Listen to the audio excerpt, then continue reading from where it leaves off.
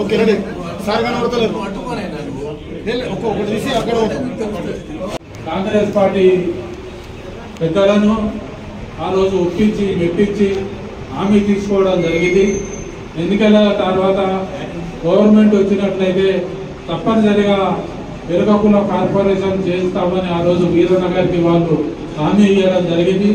తదనంతరం మనందరం ఓట్లేస్తే ప్రజలందరూ ఓట్లేస్తే మరి వీరన్న గారు కోరుకున్నట్లుగా కాంగ్రెస్ పార్టీ అధికారంలోకి రావడం, మరి రేవంత్ రెడ్డి గారు ముఖ్యమంత్రి కావడం, అందులో పొన్నం ప్రభాకర్ గారు, శ్రీరామ్ బాబు గారు, వీరన్న గారు ఇచ్చినటువంటి ఆ రోజు కరీంనగర్లో సాధన సమితి పోరాటం చేసినటువంటి సందర్భంలో ఇచ్చిన హామీని నెరవేర్చే వరకు మళ్ళీ తిరిగి మరి సీఎం గారి అధ్యక్షతన జరుగుతున్నటువంటి క్యాబినెట్ మీటింగ్లో వీరన్న గారు పోయి అయ్యా మా కులాన్ని ఆ రోజు హామీ ఇచ్చారు కాబట్టి మా కుల కార్పొరేషన్ అందరితో పాటు మాది కూడా ప్రకటించాలని ఆ రోజు మళ్ళీ వాళ్ళు గుర్తు చేసిన సందర్భంలో మరి మన కుల కార్పొరేషన్ ఏర్పాటు చేసినటువంటి వీరన్న గారికి, వీరన్న గారితో పాటు ముఖ్యమంత్రి గారికి, వారి మంత్రివర్గానికి మొత్తం మన కులం రుణపడి ఉంటుంది. ఆ కులం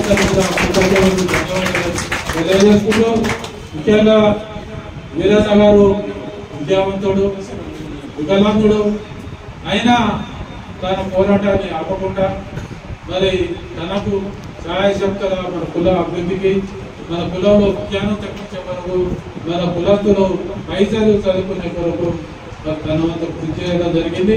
కాంగ్రెస్ పార్టీలో మరి ఆ రోజు చేసిన పోరాట ఫలితంగా ఎన్నో కష్టాలు పడ్డ సందర్భంగా మరి వారిని గుర్తించి మరి వికలాంగుల కార్పొరేషన్ చైర్మన్ గుర్తు ఇవ్వడం జరిగింది.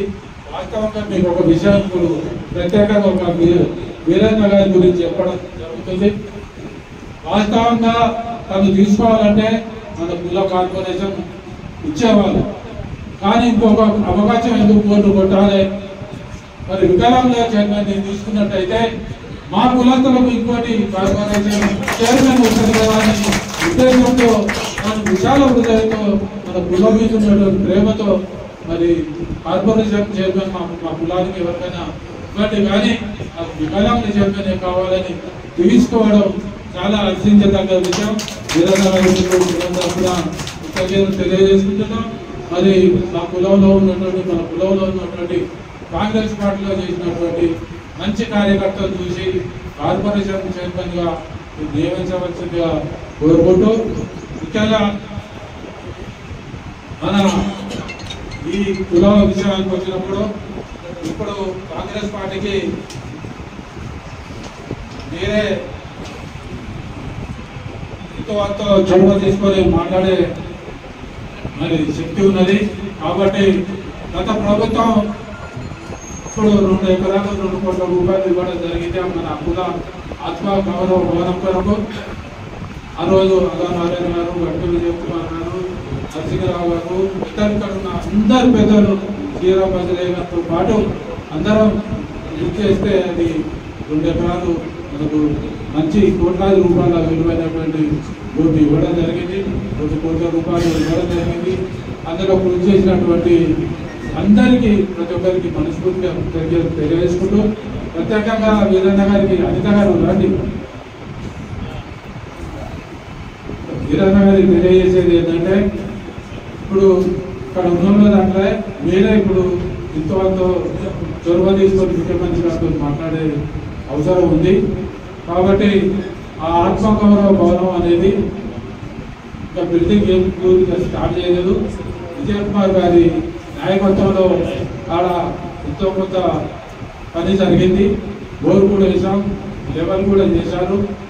మరి దానికి ఎలక్ట్రిసిటీ కావాలి అంటే 16 లక్షల రూపాయలు కట్టాలి ట్రాన్స్ఫర్ అని అంటున్నారు. కాబట్టి దాంట్లో ఉన్నటువంటి సాధక బాధకాలన్నీ విజయ్ కుమార్ మీకు చెప్తారు. దయచేసి మీరు సీఎం గారితో మాట్లాడి అక్కడ ఉన్నటువంటి మన కులాని యొక్క భవన నిర్మాణము ఆటంకంగా ఉంటున్నటువంటి ఏ పనినైనా మీరు ముందుపడి ఆ కుల భవన నిర్మాణం గవర్నమెంట్లో ఉన్నటువంటి మరి ఏదైనా చిక్కులు చికాకులు అభివృద్ధి కార్యక్రమాలు ఉన్నట్లయితే ఫైల్ మూమెంట్ చేయించి మీరు దాన్ని పూర్తి చేయించాలని మనస్ఫూర్తిగా మీకు ఇది ఒక బాధ్యతగా మీకు అప్పచెప్పడం జరుగుతుందని అలాగే మన హాస్టల్ భవనం కూడా చక్కగా నడుస్తుంది.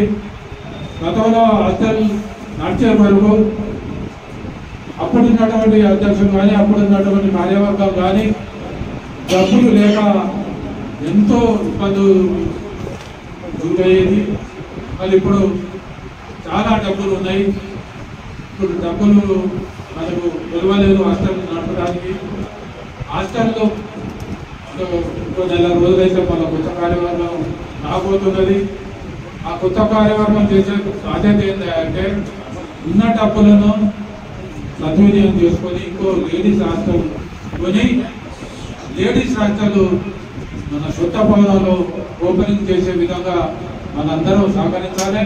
దానికి కృషి కూడా చేయాలని కోరుకుంటూ ప్రత్యేకంగా ఆత్మగౌరవ భవనానికి ఆ 2 కోట్లు సరిపోయినా సరిపోకపోయినా ఇంకా 8 కోట్లు కావాలన్నా విజయకుమార్ నాయకత్వంలో నడుస్తున్న కమిటీలో నేను తీసుకుంటాం. కానీ కాంగ్రెస్ గవర్నమెంట్ కూడా మరి పెరుకప్పుల భవనానికి మేము కూడా 2 కోట్లు ఇస్తాను అని చెప్పే విధంగా మీకు మంచి పేరు వస్తుంది.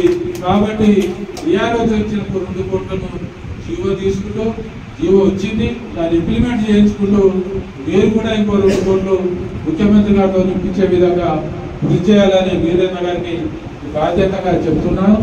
అలాగే మరి వచ్చే కమిటీ మరి ఉన్న డబ్బులను పొదుపు చేసుకుంటూ క్రమశిక్షణ ముఖ్యంగా విద్యార్థులలో క్రమశిక్షణ పైకి వచ్చే విధంగా క్రమశిక్షణలోని విద్యార్థులు చదువుకొని మరి విధంగా ఆయన ఒక భార్య కోర్టు ఉంటాయో లేదో నాకు తెలియదు, సంపాదించుకుంటారో నాకు తెలియదు. అంటే విద్యా సంపద ఇదే రూమ్లో ఈ నాగార్జున గారి ఆధ్వర్యంలో కొత్త నాయకత్వం ఆధ్వర్యంలో ఇక్కడ స్టూడెంట్స్కి క్లాస్ బిగిన్ చేస్తూ పెట్టినప్పుడు స్పీచ్ ఈజ్ ఎ మోటివేటర్. కేవలం ఇక్కడ స్టూడెంట్స్కి కాకుండా ఆయన బహుశా లక్షల మందికి అనుకుంటాను విద్యాసంస్థలు ఐఏఎస్ చేయడం కూడా దానివల్ల ఆయన గొప్పగా ఉన్న సోషల్ మీడియాలో వచ్చిన రకరకాల దాంట్లో మాట్లాడేవాడు. ఎంతో తప్పుతో మాట్లాడారు. నేను ఆయనతో మాట్లాడడానికి ఇష్టపడ్డాను. అసలు ఇదంతా ఏంది మూలం ఏంటి అయినా చాలా బాగా చెప్పారు. ఇట్లా ఎందుకు అవుతుంది, ఇట్లా కాంపిటేషన్ రావుతుంది, జోక్యం చేసుకోవాలి, ఇట్లా కాదు ఉండాల్సింది, అసలు ఫారం అయిపోతున్నారు, ఇగోయిస్టిక్గా పోతున్నారు, వద్దు అని ఆయన మాట్లాడారు. ఇట్లా అది కాకుండా చూసినదంతా కూడా ఆయన చేస్తున్న శ్రమ ఆచరణ అంతా చూసినప్పుడు నాకు ఆయనకి ఇచ్చిన పదవి వాళ్ళు ఇచ్చిన దానికంటే ఆయనకి ఇచ్చిన పదవికి ఈయన గౌరవం ఇస్తుందని నేను భావిస్తున్నాను. ఎందుకంటే కొందరు ఆ లక్షణాలు ఉంటాయి. సరే రాహుల్ గాంధీ ఏదో సభలో అనొచ్చు, వీరయ్య గారు అనొచ్చు, అది ఒక్కటే కాదు. అంటే ఊరికే ఒక పదవి పొందినవాడు దీంట్లో తర్వాత పార్టీలు మారుతున్న క్రమాలు చూస్తున్న రాజకీయాలు చాలా మారుతున్నాయి. నిన్న ఉన్న గవర్నమెంట్ విద్యా అవకాశం పడుతుంది, రేపు ఉండదాలే చేస్తారు, కర్ణాటకలో మొదలైందంటే మళ్ళీ 40 మంది అన్ని నడుస్తున్న ప్రపంచంలో చెప్పుకోవద్దు. కానీ మీరు చాలానే ఇబ్బంది పడారు. గుర్తింపు ఉంటుంది, అలా తొడల మీద వస్తువులు లేకపోతే మన వివేచి అక్కడ ఒక పని ఇది మేము అనుభవించాం. ఏం పని ఎందుకంటే మాలో చాలామంది ఉంటారు. ఈ ప్రభుత్వంలో ఏకకాలంలో 4 రైతుల్లో ప్రధానమైన పాత్ర పోషించిన పాత్ర కానీ మాకే ఇబ్బందిగా అనిపించింది. శ్రీరామభద్రంలో ఎన్నిసార్లు తిరిగిందో మాకు తెలుసు. సీఎం ఆఫీస్లో ఎవరు లేదు. విజయ్ తెలుసు, విజయ్ దగ్గరికి రావడం, మేము పోతే ఎప్పుడైనా కలవడం. అంటే ఇవన్నీ కూడా చాలా ఆశ్చర్యంగా ఉండేది. తర్వాత కాలంలో మాకు ఇది ఒక ఇబ్బంది. కానీ కాంగ్రెస్లో సరే దాని ప్రజాస్వామ్యం ఏమంటామా అది ఏమంటామా కానీ కాంగ్రెస్లో ఆ కల్చర్ భిన్నమే కనిపించాలి. మనుషులు అయితే కలుస్తారు ఎట్లా ఉంటారు. ఇంతకుముందు కలవకపోయేది, మాట్లాడకపోయేది వల్ల వచ్చిన సమస్యలు ఉంటాయి. నిజానికి మనం చాలా మంది చిన్న చిన్న విషయాలు ఉంటున్నాం.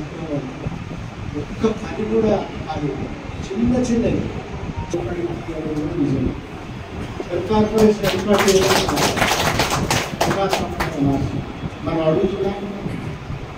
అసలు ప్రవీణ్ లాంటి వాళ్ళు తర్వాత మిగతా వాళ్ళు మన కులం గురించి రాసినప్పుడు అరే ఈ జనాభా లేదంటున్నారు ఎట్లా.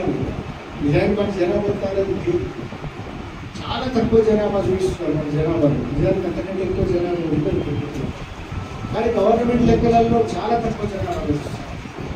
అట్లాంటి జనాభాగా తక్కువ చూపించినప్పటికీ కూడా అదే అపోహ ఉన్నప్పటికీ కూడా ఎందుకు మన పెద్దలందరం కలిసి ఈటల రాజేందర్, జోగురామన్న ఆయన స్పీకర్ నరసింహాచార్య దగ్గర కూర్చున్నప్పుడు కూడా వాళ్ళు ఎకసంకంగా మాట్లాడారు. బీజేపీ పెద్ద దూరం మాట్లాడుతున్నారు అంటే వాళ్ళకి అదే ఫీలింగ్ ఎప్పటికీ కూడా బీజేపీ తక్కువ. కానీ ఒక కార్పొరేషన్ ఏర్పాటు చేయడానికి చాలా శ్రమ పడాల్సి వస్తుంది. ఆ శ్రమను ముందు నుంచి ముద్రెడ్డి వీరయ్య గారు క్యాంపెయిన్ లాగా తీసుకుని, ప్రచారం లాగా తీసుకుని, ఒక ఉద్యమం లాగా తీసుకొని ముద్దలు తీసుకోవడం ఏర్పడిందంటే వాస్తవం. అంటే ఈ కార్పొరేషన్ ఏర్పాటు అనేది ఒక అద్భుతమైన వీరయ్య గారి విషయం నేను భావిస్తున్నాను. అంశానికి సరే సోషల్ మీడియాలో చర్చ జరిగి చూసాము. ప్రవీణ్ లాంటి వాళ్ళు క్యాంపెయిన్ చేస్తున్నారు, ఇతర కొన్ని గ్రూప్ క్యాంపెయిన్ చేస్తున్నారు. ప్రభుత్వాలలో కొంత రిప్రజెంటేషన్ వల్ల అడ్వాంటేజ్ ఇచ్చారు. మొదటి పెద్ద కార్పొరేషన్ ఏర్పాటు గురించిన విజయం అనుకున్నారు. తర్వాత ఎన్నో ఏళ్ళుగా ఆయన దివ్యాంగుల కోసం పనిచేస్తున్నారు. తెలుసు ఒక నోన్ ఫిగర్ స్టేట్. ఈ స్టేట్లోనే కాదు, 2 రాష్ట్రాలలో కూడా దివ్యాంగుల హక్కుల కోసం వీధి పోరాటాలు చేసిన ఆయన ఎన్నడూ దాన్ని విడిచిపెట్టలేదు. ఆయన ఒక డెడికేటెడ్గా తన దివ్యాంగుల కోసం ఒక సంఘం స్థాపించి దానికి ఒక నిబద్ధతతో పనిచేసి చాలా సాధించారు. చాలా క్రిటికల్గా ఉంటున్నారు. నిజానికి మీరు దివ్యాంగుల పట్ల అనుసరిస్తున్న ధోరణిది అని చెప్పి చాలా క్రిటికల్గా కూడా చాలాసార్లు మాట్లాడినా నేను చూసినాను స్టైల్లో. అంటే ఇట్లాంటివన్నీ కూడా ఆయన వికలాంగుల కార్పొరేషన్ అనేదానికి కాంగ్రెస్ గవర్నమెంట్ ఏర్పాటైన తర్వాత మొట్టమొదటి అధ్యక్షుడు అవ్వడం, ఆయన చేసిన దివ్యాంగుల హక్కుల పోరాటానికి ప్రతీకగా వచ్చిందని ఈ 2 కూడా ఆయన విజయాలు. ఈ రెండింటితో పాటు ఒక వ్యక్తిగా, ఒక సమున్నతమైన వ్యక్తిగా, ఒక మోటివేటర్గా ముద్రెడ్డి వీరయ్య గారు ఉన్నారు. అది ఆయన జీవితంలో ఒక గొప్ప భాగంగా ఉండదు. మనం వెనుక హాస్టల్లో స్వయంగా గర్భవస్థలో సరే ఇవన్నీ ఉన్నా కూడా క్యాస్ట్ గురించిన కొన్ని ఉంటాయి. ఇప్పుడు నారాయణ వాడికి కూడా క్యాస్ట్ గురించి చాలా ఉంటాయి, బ్యాగేజ్ ఉంటాయి. అయినా కూడా మనకి ఎన్ని ఉన్నా కూడా ఈ క్యాస్ట్ కోసం మనం చేయాలని ఇదే హాస్టల్లో ఆయన ఉచిత శిక్షణ కోసం ఆయన పనిచేసినాడు. బహుశా కానిస్టేబుల్ బ్యాచ్, రేపుల్ బ్యాచ్ అంటే గ్రూప్ 4 బ్యాచ్ అన్నింటికి ఆయన సహాయశాఖ అన్ని కూడా మన విద్య దాని నుంచి అందించిన విద్య సంస్థ నుంచి. అందువల్ల ఇవాళ రాజకీయాలు మాట్లాడుతాయి, పార్టీలు మాట్లాడుతాయి. కానీ కులం అనే దానికి రాజకీయాలు ఉంటాయి. కులం అనేది ఒక వ్యవస్థ, ఒక సమూహం, అది మనది. దాంట్లో రకరకాల అభిప్రాయాలు ఉండొచ్చు. ఈ రకరకాల అభిప్రాయాల్లో కూడా కాంగ్రెస్ ప్రభుత్వానికి ముత్తినేని వీరయ్య గారు గనుక ముందుగా ముత్తినేని వీరయ్య గారు వికలాంగుల కార్పొరేషన్ చేయడం విషయానికి వ్యక్తిగతంగా, సమూహం తరఫున, కులం తరఫున కృతజ్ఞతలు. గీతా వీరన్న గారు విద్యాపడ అందజేసినటువంటి విషయం ఈ సందర్భంగా మనం గమనంలో ఉంచుకోవాల్సినటువంటి అవసరం ఉంది. 5 సంవత్సరాల కింద ఆంధ్రలో మిల్క్ కార్పొరేషన్ ఏర్పాటు చేసి చైర్మన్ కూడా ఏర్పాటు చేయడం జరిగింది. సరే వాళ్ళకి పెద్ద నిధులు ఇవ్వకపోయినప్పటికీ కూడా ఒక గుర్తింపు ప్రభుత్వ పరంగా జాతికి ఒక గుర్తింపు అనేది ఆంధ్రలో ఇవ్వడం జరిగింది. దాన్ని దృష్టిలో పెట్టుకునే సూర్యాపేటలో దీని నాంది ఉమ్మడి నల్గొండ జిల్లాలో దీని నాంది పలకడం జరిగిందని చెప్పి వేదిక మీద ఉన్నటువంటి పెద్దలందరికీ కూడా నేను తెలియజేస్తా ఉన్నా. 250 మంది ప్రజాప్రతినిధులతో ఉమ్మడి నల్గొండ జిల్లాలో సూర్యాపేటలో ఏర్పాటు చేసి ఆ రోజే దీనికోసం సాధన సమితి ఒకటి ఏర్పాటు చేయాలని చెప్పి నిర్ణయం తీసుకొని వీరన్న గారి నాయకత్వంలో మరి మల్లికార్జున గారు మిగతా సోదరులందరూ కూడా దాన్ని సూర్యాపేటలో చేయడం జరిగింది. ఒక రోజు మొత్తం కూడా కార్యక్రమం జరిగింది. ఉమ్మడి నల్గొండ జిల్లా నుంచి ఎన్నికైనటువంటి సర్పంచులు, మాజీ సర్పంచులు, మాజీ ఎంపీటీసీలు, ఎంపీటీసీలు, మున్సిపల్ కౌన్సిలర్స్, ఆ తర్వాత సింగిల్ విండో చైర్మన్లు, ఎలక్ట్ అయినటువంటి ప్రతినిధులందరూ కూడా ఆ రోజు ఒక రోజు మొత్తం సుదీర్ఘంగా చర్చించి దాని మీద నాంది అనేది ఆ రోజు తీసుకోవడం జరిగింది ఉమ్మడి నల్గొండ జిల్లా అని చెప్పి సందర్భంగా తెలియజేస్తూ, ఆ తర్వాత నల్గొండ కేంద్రంలో కూడా టోటల్ గా ఉత్తరేని శ్యామసుందర్ అధ్యక్షతన, జిల్లా అధ్యక్షతన ఆ రోజు కూడా మొత్తం కూడా ఒక ప్రెస్ మీట్ పెట్టి దీని మీద అభిప్రాయాలు పెరిక కార్పొరేషన్ ఏర్పాటు చేసిన దాని గురించి చేయాలని చెప్పి ఆ రోజు ఏం చేయడం జరిగింది. సోదరులు వీరయ్య గారు కానీ, మల్లికార్జున గారు కానీ, మిగతా మిత్రులు కానీ. అయితే సరే మొత్తం మీద కాంగ్రెస్ ప్రభుత్వం రావటం, ఇచ్చిన మాట ప్రకారంగా కార్పొరేషన్ ఏర్పాటు చేయటం, మరి వీరన్న గారి యొక్క మల్లికార్జున వీరన్న మిగతా మిత్రుల యొక్క కృషి ఏదైతే ఉందో ఈ సందర్భంగా అభినందిస్తూ, సరే మీరు హైదరాబాద్ లో ఉంది కాబట్టి మీరు కలిసినంత రోజు మేము కలవడానికి మా కలవదు, మీకు వెనక ఉండి మా సహకారం చెప్పిన పరిస్థితి. సరే పార్టీలు అన్ని పార్టీల్లో ఉన్నప్పటికీ కూడా సరే ప్రజలు ఈసారి కాంగ్రెస్ పార్టీకి అవకాశం ఇచ్చారు. వాస్తవంగా 94లో బీసీలకు గుర్తింపించినటువంటి మహానీయుడు నందమూరి తారక రామారావు అని చెప్పి సందర్భంగా తెలియజేస్తూ, ఆ రోజే భద్రన్న గాని, ఓడపూడి వెంకటేశ్వర్లు గాని, గప్ప గోవర్ధన్ గాని, మట్టి పుల్లయ్య గాని వీరందరూ శాసనసభ్యులుగా, జడ్పీటీసీలుగా, జడ్పీ చైర్మన్లుగా కొంచెం హుషేన్ గారు కానీ అందరు కూడా అవకాశాలు ఆ రోజు తెలుగుదేశం ప్రభుత్వంలో ఎన్టీ రామారావు గారు ఇచ్చిందని చెప్పి నాడు బీసీలందరికీ కూడా ఒక్క మన కులమనే కాకుండా బీసీలందరికీ కూడా ఆనాడిచ్చినటువంటి లిఫ్ట్ ఏదైతే ఉందో ఆ తర్వాత వచ్చినటువంటి ప్రభుత్వాలు దాన్ని కొనసాగించలేకపోయాయని చెప్పి కూడా ఈ సందర్భంగా తెలియజేస్తూ, అయినప్పటికీ కూడా 25 ఏళ్ల చరిత్ర, 30 ఏళ్ల చరిత్రలో జరిగినటువంటి విషయాలు ఇవన్నీ కూడా ఏదైనప్పటికీ కూడా సరే సంతోషం.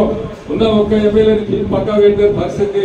సరే బీజేపీ పార్టీ నుంచి 2 టికెట్లు ఇస్తే దాంట్లో శంకర్ గారు సంతోషం అని చెప్పి సందర్భంగా తెలియజేస్తూ, మరి కాంగ్రెస్ పార్టీ ప్రతినిధిగా కాంగ్రెస్ పార్టీ నుంచి వికలాంగుల కార్పొరేషన్ చైర్మన్ గా వీరన్న గారిని ప్రభుత్వం నియమించడం ఏదైతే ఉందో హర్షణీయమైనటువంటి విషయం అని చెప్పి సందర్భంగా తెలియజేస్తూ, అది వాళ్ళు నిర్వహించుకొని ప్రభుత్వ ప్రతినిధిగా ఈ రోజు ప్రభుత్వం ఏర్పడగానే 100 రోజుల్లో సుమారు 50 మంది కార్పొరేషన్లకు 50 మంది వివిధ పదవుల్లో ప్రభుత్వం ఏర్పాటు చేసుకోవడం కూడా చాలా సంతోషకరం. మిగతా వాళ్ళకు కూడా అవకాశాలు వచ్చిన పరిస్థితి. మరి ఇది ఈ సందర్భంగా వీరయ్య గారిని మనందరం కూడా ఘనంగా సన్మానించుకుంటున్నాం ఈ రోజు అని చెప్పి సందర్భంగా తెలియజేస్తూ, అదే రకంగా కార్పొరేషన్ కానీ, ఈ పెరిక భవన నిర్మాణం కానీ, కోకాపేట నిర్మాణం కానీ, తర్వాత ఈ ఆస్తులు కానీ రేపు నెక్స్ట్ ఎప్పుడో 10 ఏళ్ల నుంచి మనం బాలికల హాస్టల్ గురించి చర్చ చేస్తున్నాం, తీర్మానాలు చేసాం, నిధులు కేటాయించాం. కానీ దాని ఇంప్లిమెంటేషన్ వచ్చేవరకు, అమలుకి వచ్చేవరకే కొంచెం స్లోగా జరుగుతుంది.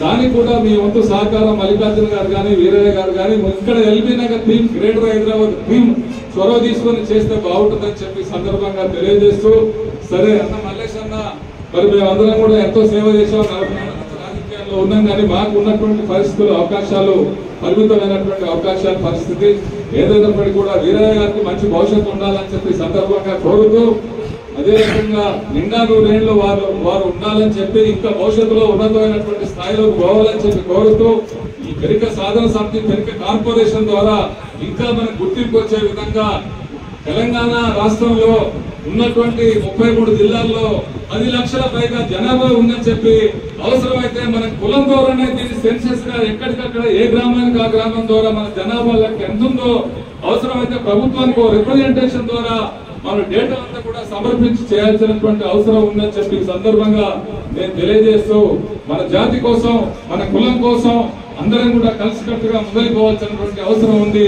ఎవరు రాజకీయాలు వాళ్ళు చేసుకున్నాం కానీ ఇటువంటి కార్యక్రమాలు వచ్చినప్పుడు మాత్రం అందరం కూడా కలిసికట్టుగా మొదలుపోదామని చెప్పి సందర్భంగా తెలియజేస్తూ మనకు ప్రభుత్వం ద్వారా రావాల్సినటువంటి అవసరాలు హక్కులు కూడా సాధించుకోవడానికి చేయాల్సినటువంటి అవసరం ఉందని చెప్పి సందర్భంగా తెలియజేస్తూ ఆ తర్వాత కార్పొరేషన్ సాధన కోసం మిగతా ప్రాంతాల్లో కూడా కొన్ని సమావేశాలు సభలు ఏర్పాటు చేశారు. వారందరినీ కూడా మనసారా అభినందిస్తూ నాకు ఈ అవకాశం కల్పించినటువంటి భద్రన్నకు, వేదిక మీద ఉన్న పెద్దలకు మీ అందరికీ కూడా ధన్యవాదాలు, అభినందనలు తెలియజేస్తూ సెలవు తీసుకుంటాం.